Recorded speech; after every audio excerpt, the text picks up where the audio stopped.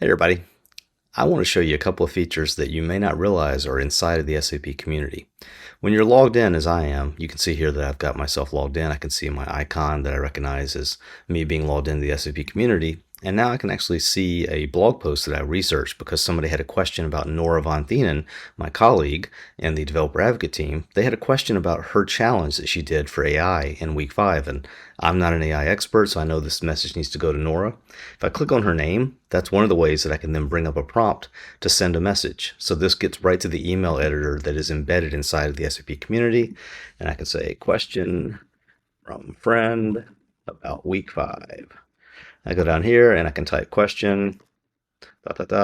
and I can put the link that I already copy and pasted, or if I want to insert the link, I can go through here and put in pictures, videos, you can change your text. It's really an email editor at this point, just like anything else that you would send an email in.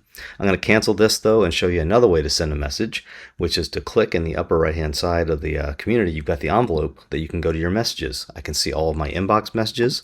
I can also click here and I can go down and see my sent messages. But let's say I want to draft another message to Nora directly and I know her name in the SAP community. I can just type it out, Nora Von, and then automatically finds Nora Von Thienen, developer advocate, and I can do the same thing, question about week 5.